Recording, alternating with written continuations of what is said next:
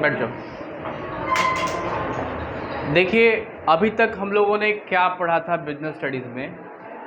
अभी तक हम लोग पढ़ रहे थे फॉर्म्स ऑफ बिजनेस ऑर्गेनाइजेशन। अभी तक हम लोगों ने देखा था forms of business organization, forms of business organization. मतलब बिजनेस करने का क्या क्या तरीका, कौन कौन से तरीके से हम लोग बिजनेस कर सकते हैं, कितने तरीके से कर सकते थे, कोई बता दीजिए। कितने तरीके से बिजनेस किया जा सकता है? बोलिए। 5। क्या क्या था? क्या था पहला? Sole proprietorship. दूसरा क्या था? Hindu undivided family business. Hindu undivided family business. तीसरा क्या था? पार्टनरशिप। पार्टनरशिप। चौथा क्या था?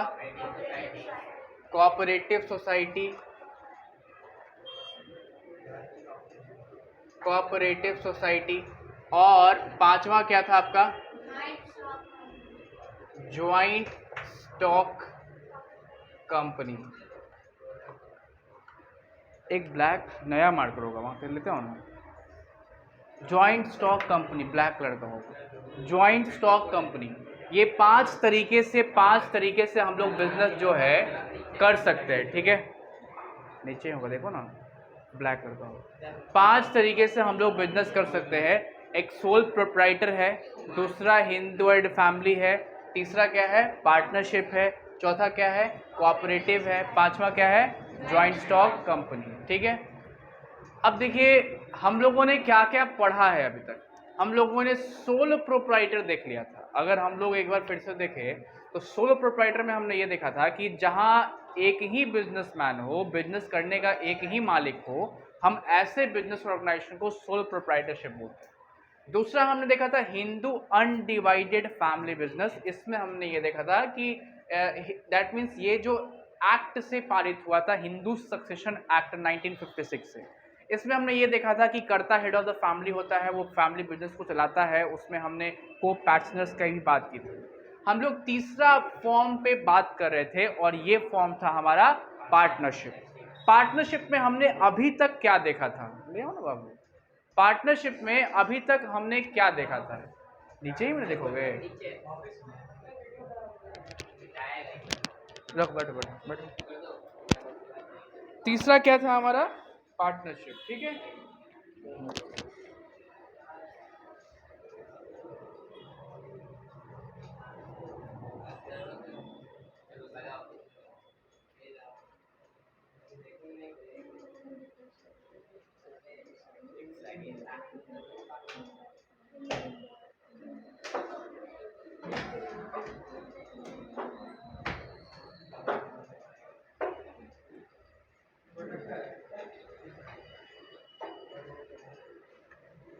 हम लोग ना किसी काम का लड़का नहीं है। चलिए आगे चलिए। तो हम लोग बात कर रहे थे तीसरे form, that was the partnership. Partnership में हमने ये देखा था कि पार्टनरशिप किस एक्ट से चलता है। पार्टनरशिप किस एक्ट से चलता है? Indian partnership act 1932। Indian partnership act 1932। इसमें ये बातें कही गई थी कि जब 2 या 2 से अधिक व्यक्ति किसी बिजनेस को करने आते हैं तो हम ऐसे बिजनेस को पार्टनरशिप बिजनेस बोलते हैं। डेफिनेशन में हमने ये देखा था कि according to this act an agreement between 2 or more persons who have agreed to share the profit of the business, जो जिनका एग्रीमेंट हुआ है प्रॉफिट को शेयर करने के लिए, कैरीड ऑन बाय ऑल, या तो कोई एक व्यक्ति उस बिजनेस को चलाए नहीं तो उसके बदले में, मतलब अगर सपोज करिए हमने ये कहा था ए बी सी 3 पार्टनर है और बी और सी पार्टनरशिप में एक्टिवली इन्वॉल्व नहीं है, तो ए उसके बदले में एक्टिवली इन्वॉल्व होकर के पार्टनरशिप बिजनेस को चला सकता है। इसके बदले में उसको सैलरी रिम्यूनरेशन दिया जाएगा। इसके अलावा हमने पिछले क्लास में ये भी देखा था कि पार्टनरशिप डीड क्या होता है। What do you mean by partnership deed? अगर रिवाइज किया जाए तो पार्टनरशिप डीड क्या था? क्या था?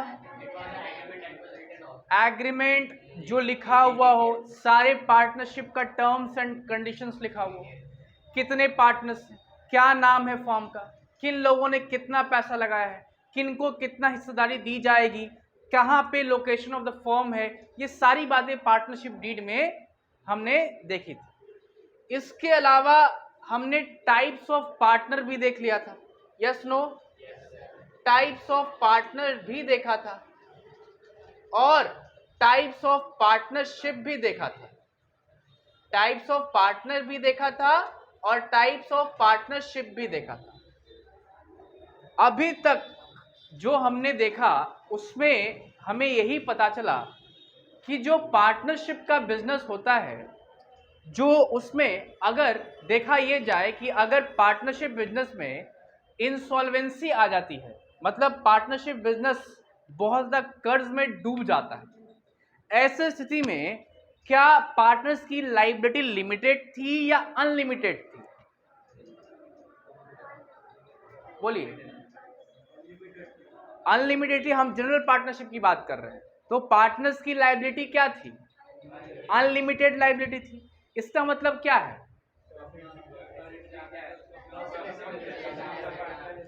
इसका मतलब ये है कि अगर बिजनेस फर्म जो है, if the business firm have to face a loss and if the business firm went into the bankruptcy, then its personal asset, the partners personal assets have to be sold.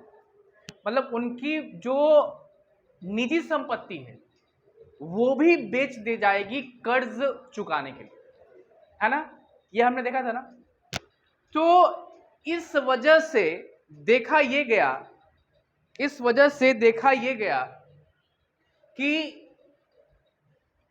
जो business हो रहा था वो partnership में कम हो रहा था, या इसका डिसएडवांटेज हो रहा था। डिसएडवांटेज ये था कि पार्टनरशिप में जो अनलिमिटेड लायबिलिटी है उसको सारे पार्टनर्स बियर नहीं करना चाह रहे थे। गवर्नमेंट ने इस चीज को बड़ा ध्यान से सोचा कि व्हाट कैन बी डन, क्या किया जा सकता है, व्हाट कैन बी डन। इसके लिए गवर्नमेंट ने एक एक्ट लाया 2008। The government has introduced a special act related to the partnership business, and that act was known as limited liability partnership. Limited liability partnership. Limited liability partnership. क्या कहते हैं उसको? Limited liability partnership.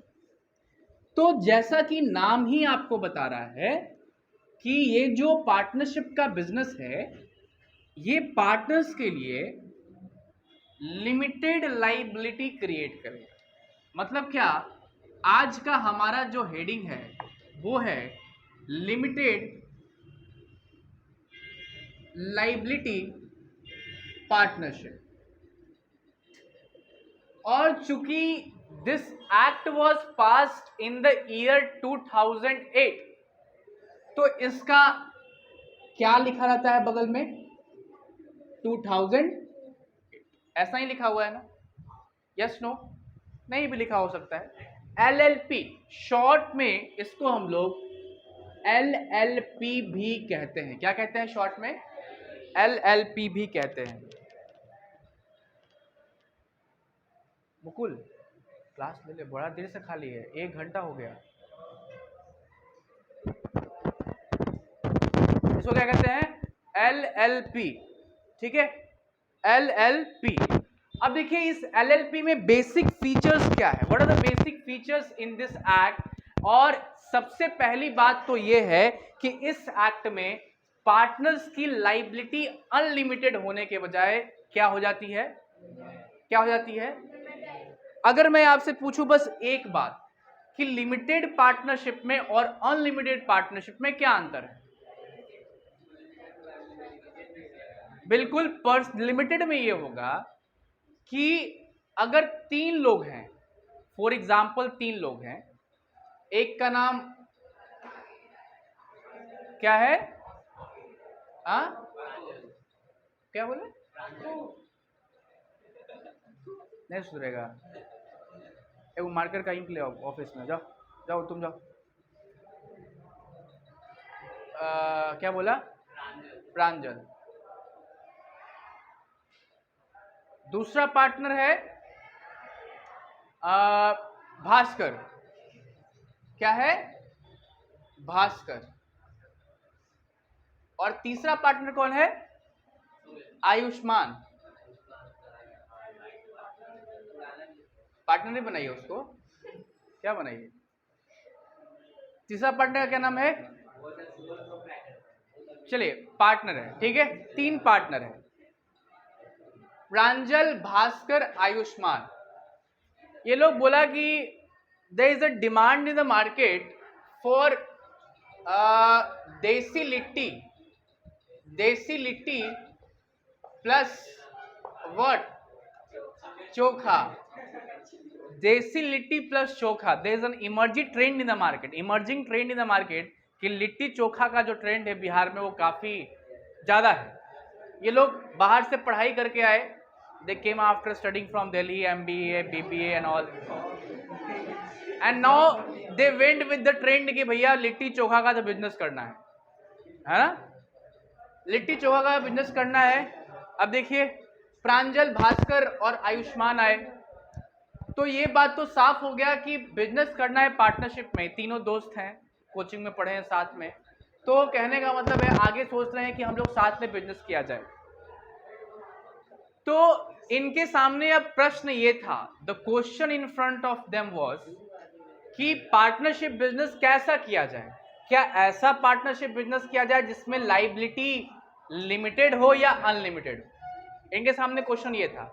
एक बात साफ हो गया, पार्टनरशिप बिजनेस करना है, लेकिन लाइबिलिटी कैसी होनी चाहिए, लिमिटेड या अनलिमिटेड। तब तक ये गवर्नमेंट का एक्ट आ चुका था, सपोज करिए इनको बिजनेस स्टार्ट करना था 2010 में, और तब तक ये उनके सामने ऑप्शन आ गया था कि पार्टनर्स की लायबिलिटी लिमिटेड वाला भी ये ऑप्शन उनके पास आ गया था। अब सवाल ये उठता है, नो मेरे से हुआ है, मैं किसी काम का नहीं, ऐसा बोल सकते हैं, बैठ जाओ।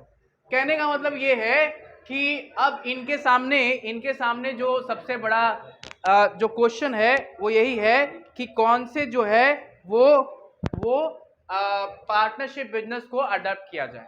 तो इन्होंने सोचा कि देखो भाई, इन्होंने सोचा कि देख भाई, अगर बिजनेस डूबता है तो इन लोगों ने 5 लाख रुपया कैपिटल लगाया, जितनी भी पूंजी थी अभी तक थी इन्होंने लगा दी थी, जो लोग के पास सेविंग था इन्होंने लगा दिया था। कहा कि देख भाई, जो अभी घर का एसेट्स है वो अपना एसेट्स तो है नहीं, पापा का एसेट्स है। ऐसी स्थिति में हम लोग ऐसा कोई बिजनेस नहीं करें जिसमें अगर हमारा पैसा डूब जाए, बिजनेस डूब जाए, तो मेरे घर पे जो लेनदार हैं वो चले जाए और कहें कि पैसा दो। ऐसी स्थिति में हम लोग नहीं पढ़ना चाहते। तो हम लोग क्यों नहीं, जब गवर्नमेंट ने ऐसा ऑप्शन दे दिया है तो क्यों नहीं हम लोग लिमिटेड लाइबिलिटी की तरफ जाए। Why can't we go for the limited liability option, है ना। ऐसा क्यों नहीं हम लोग करें कि लिमिटेड लाइबिलिटी की तरफ जाए, है ना। तो अब इस एलएलपी में अगर ये जाएंगे तो एलएलपी में इनके पास एक सुविधा हो जाएगी कि सारे पार्टनर्स की लाइबिलिटी क्या हो जाएगी, मतलब जितना उन्होंने कैपिटल लगाया है, अगर इसने 1.5 लाख लगाया है, इसने 1.5 लाख लगाया है, इसने 1.5 लाख लगाया है ना, तो कहने का मतलब ये है कि इनकी लाइबिलिटी इतनी ही है, इससे अधिक की लाइबिलिटी इनकी। तो डेफिनेशन लिखेंगे हम लोग लिमिटेड लाइबिलिटी पार्टनरशिप का, लिखेंगे it is a body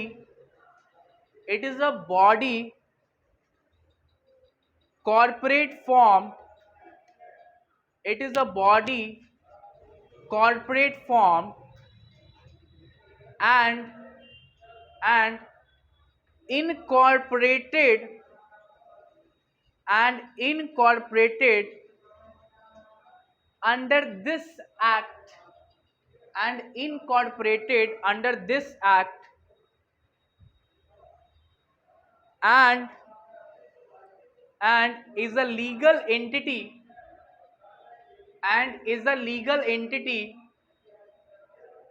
separate from its partners and is a legal entity separate from its partner.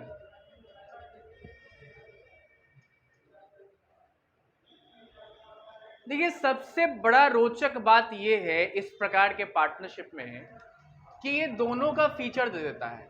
एक तो ये कॉर्पोरेट फीचर भी दे देता है और दूसरा ये पार्टनरशिप का भी फीचर दे देता है। पहला ये कॉर्पोरेट फीचर भी देता है और दूसरा पार्टनरशिप का फीचर दे देता है। आगे जब हम लोग जॉइंट स्टॉक कंपनी में पढ़ेंगे, whenever we study in the joint stock company, तो हम लोग देखेंगे कंपनी का जो हिस्सेदारी होती है वो शेयर होल्डर खरीदते हैं और जितने हिस्सेदारी वो खरीदते हैं उतने के लिए ही वो पैसा देते हैं। आपने देखा होगा, शेयर मार्केट का नाम सुना होगा, सुना है ना? तो जब जो लोग शेयर खरीदते हैं उन्हें हम शेयर होल्डर बोलते हैं और जिन्होंने जितना पैसा दिया वो उतने शेयर के मालिक होते हैं, उनको जो है वो ऑनरशिप मिल जाती है। ये हम लोग आगे पढ़ेंगे जॉइंट स्टॉक कंपनी वाले पार्ट में। लेकिन सवाल ये उठता है कि इस पार्टनरशिप में ये क्यों कहा जा रहा है कि कॉर्पोरेट फॉर्म का भी फीचर इन्वॉल्व है और पार्टनरशिप फॉर्म का भी फीचर इन्वॉल्व है। कॉर्पोरेट फॉर्म का ऐसे इन्वॉल्व है कि शेयर होल्डर जितना शेयर खरीदता है कंपनी में वो उतने के लिए ही लिएबल होता है, मतलब उतना ही के लिए वो जिम्मेवार होगा। और पार्टनरशिप इसीलिए है कि 2-3 लोग मिलकर के बिजनेस कर रहे हैं। तो इसमें दोनों का आपको मिक्सचर देखने को मिलेगा, लिमिटेड लायबिलिटी पार्टनरशिप। फीचर्स क्या क्या है इसका? What are the features of LLP? Features क्या क्या है? चलिए नेक्स्ट टॉपिक की तरफ चलते हैं। फीचर्स क्या क्या है? इस फीचर्स में ही इसके हम लोग विशेषताओं को समझने का प्रयास करेंगे। इसके फीचर्स क्या क्या है? फीचर्स, सबसे पहली बात ये आती है कि इस प्रकार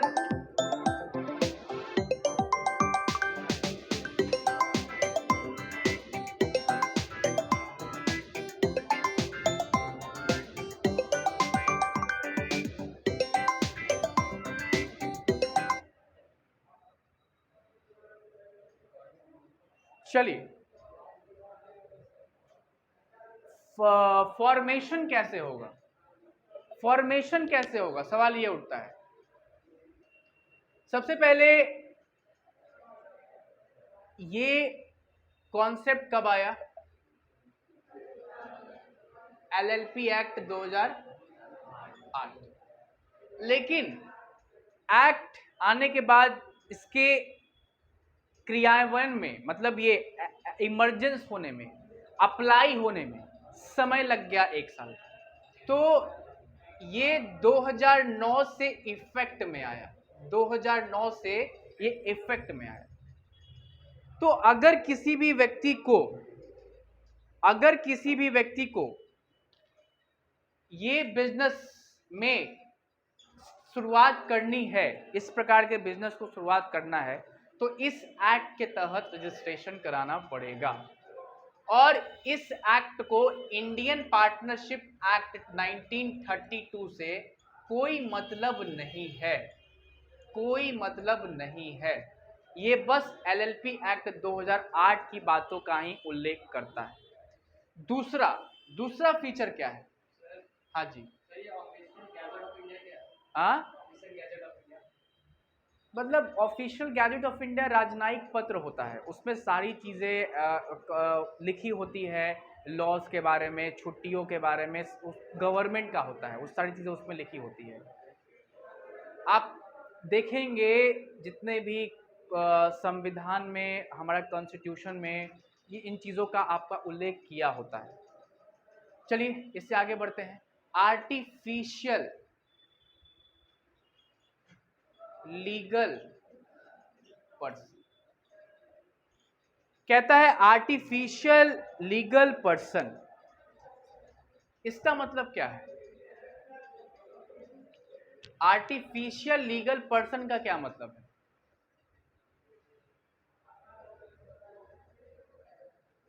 what do you mean bye artificial legal person?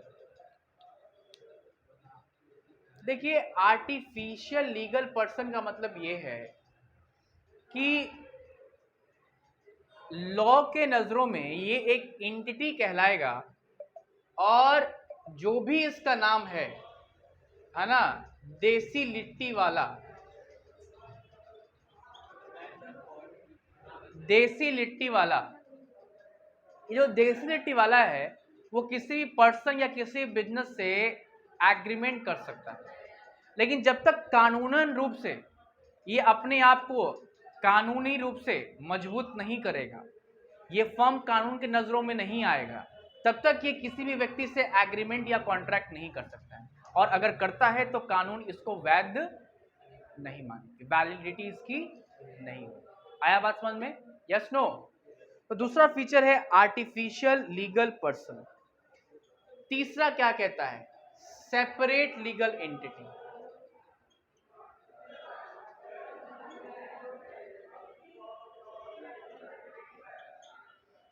Separate legal entity. देखिए, सेपरेट लीगल एंटिटी का मतलब क्या है? सेपरेट लीगल एंटिटी का मतलब यह है कि पार्टनर्स और पार्टनरशिप फर्म दोनों सेम नहीं है, दोनों अलग अलग हैं। मतलब ये कि यहाँ पे जो ये पार्टनर देसी लिट्टी वाला है और पार्टनर्स दोनों एक नहीं समझे, उन दोनों को हम लोग कानूनन नजरों से अलग अलग देखेंगे, क्योंकि वो अलग अलग हैं। मतलब ये कि पार्टनर्स और देसी लिट्टी वाला दोनों अलग अलग हैं। इसका कॉन्सेप्ट आपने सोलो प्रोप्राइटर में भी पढ़ा होगा। मतलब ये कि भैया बिजनेस और बिजनेसमैन, एक कॉन्सेप्ट आता है बिजनेस एंटिटी कॉन्सेप्ट, ठीक है ना? इसमें कहता है कि बिजनेस और बिजनेसमैन दोनों सेम नहीं है, दोनों अलग अलग है। और ये है सेपरेट लीगल एंटिटी, मतलब ये और पार्टनर्स अपने आप को एक नहीं समझे, ठीक है? मतलब ये नहीं कि इसके नाम पे वो कुछ भी कर ले, तो ये एक सेपरेट लीगल एंटिटी है, इसको ध्यान में आपको रखना होगा।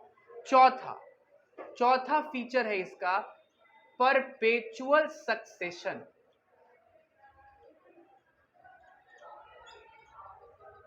परपेचुअल सक्सेशन,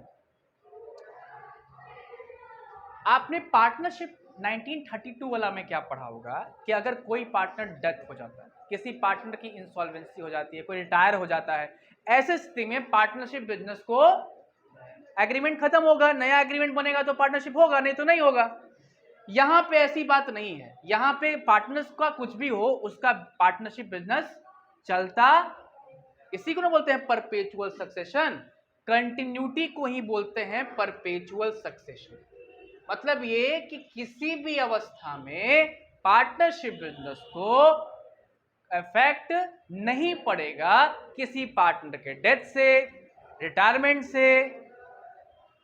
आया बात समझ में? Yes no? Very good. आगे नेक्स्ट है लाइबिलिटी। नेक्स्ट है लाइबिलिटी, इसको मिटा देते हैं।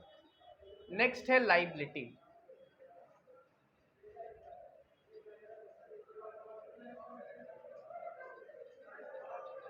नेक्स्ट है लाइबिलिटी।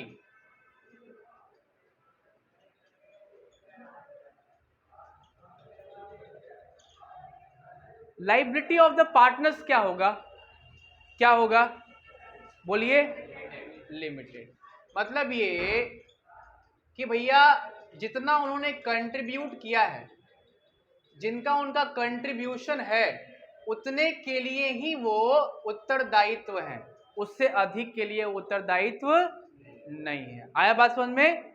चलिए नेक्स्ट फीचर क्या है भैया? नेक्स्ट फीचर है मेंबरशिप का। क्या है जी? मेंबरशिप का। मेंबरशिप में क्या कहता है कि पार्टनरशिप बिजनेस है तो मिनिमम कितना होगा जी? मिनिमम कितना होगा? लेकिन वहां पे तो लिमिट था, यहां पे लिमिट नहीं है। There is no limit in this act for the number of partners.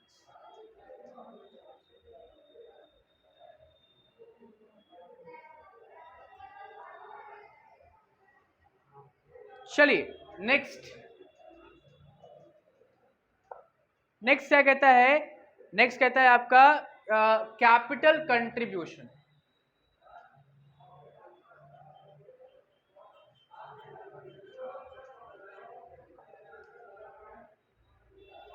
Capital contribution मतलब ये कि यहां पे कोई लिमिट नहीं है कि मिनिमम कैपिटल इतना लेकर के आओ तभी पार्टनर बन सकते हो, ऐसा कोई बात नहीं है, ठीक है। There is no limit on the capital contribution for the partners.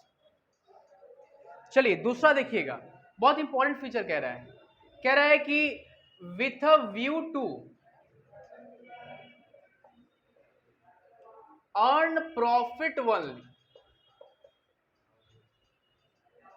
कहता है कि इस पार्टनरशिप के एग्जिस्टेंस का हम लोग बस प्रॉफिट मेकिंग बिजनेस के लिए कर सकते हैं, मतलब एनजीओ वगैरह के लिए नहीं कर सकते हैं। बस प्रॉफिट होगा तो ही हम इसको जो है वो रजिस्ट्रेशन इसमें हम लोग बिजनेस कर सकते हैं, अदरवाइज चैरिटेबल पर्पस के लिए हम लोग यहाँ पे नहीं कर सकते। आगे चलिए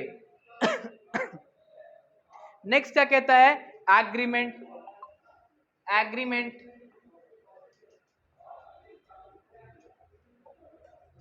एग्रीमेंट कैसे होगा जी, एग्रीमेंट कैसे होगा, सिंपल सी बात है, एलएलपी एक्ट 2008 के तहत एग्रीमेंट होगा। एलएलपी एक्ट 2008 के तहत एग्रीमेंट होगा।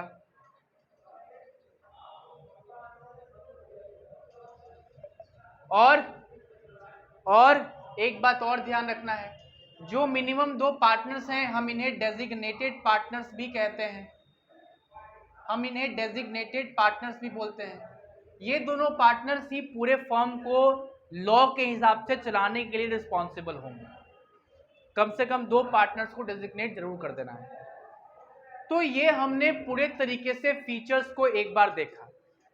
अब एक बार आपके कॉपी में फीचर्स लिखा हुआ है, एक बार आप मेरे साथ रिवाइज करेंगे और अगली बार आप उसको खुद से लिख के दिखाएंगे मुझे। मैं एक बार फिर से रिवाइज कराता हूं आपको। एलएलपी एक्ट 2008 के तहत बना और इसका सबसे बड़ा खासियत यही है कि ये 2 बिजनेस फर्म्स का आपको एक मिक्सचर प्रदान करता है, मतलब आपको एक कॉर्पोरेट एंटिटी का भी फीचर देता है और पार्टनरशिप का भी फीचर देता है। ये एक्ट का रेगुलेशन एलएलपी एक्ट 2008 के तहत होता है। इफेक्ट ये पार्टनरशिप बिजनेस 2009 में आया।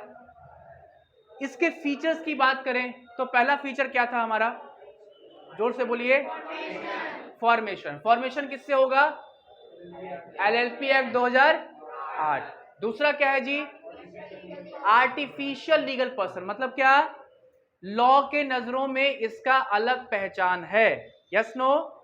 तीसरा सेपरेट लीगल, मतलब ये फर्म और पार्टनर्स दोनों अलग हैं, सेम नहीं है ना, वो फर्म के नाम पे कुछ भी काम नहीं कर सकते हैं। चौथा परपेचुअल सक्सेशन, जैसा कि हमने पार्टनरशिप एक्ट 1932 में देखा था कि अगर किसी पार्टनर को की मृत्यु हो जाती है, पार्टनर रिटायर हो जाता है ना, ऐसी स्थिति में पार्टनरशिप बिजनेस को खत्म करना पड़ता था। एलएलपी के आने से ये प्रॉब्लम सॉल्व हो गया और क्या हो गया कि अब इसको किसी भी अवस्था में डिसॉल्व ना करके हम इसको कंटिन्यूटी से चला सकते हैं और इसको बोलते हैं परपेचुअल।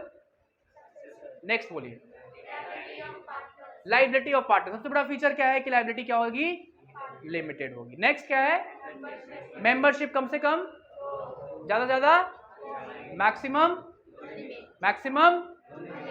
आगे क्या है, कैपिटल कंट्रीब्यूशन, मिनिमम का कोई लिमिट नहीं है इसमें। आगे बिल्कुल सही बात है, बिजनेस करेंगे तो बस प्रॉफिट मोटिव से ही करेंगे, चैरिटेबल पर्पस से हम इसको रजिस्ट्रेशन में नहीं ला सकते और इसको नहीं चला सकते। आगे एग्रीमेंट, एग्रीमेंट किसके तहत होगा, एलएलपी एक्ट 2000, उसमें जो भी प्रोविजंस दिए गए हैं उसी के मुताबिक आपको एग्रीमेंट करना, यस नो, ठीक है। एक बार इन सारे फीचर्स को आप हमको डिटेल लिख के दिखाइए, थ्योरेटिकल। चलो एक बार लिख के दिखाइए।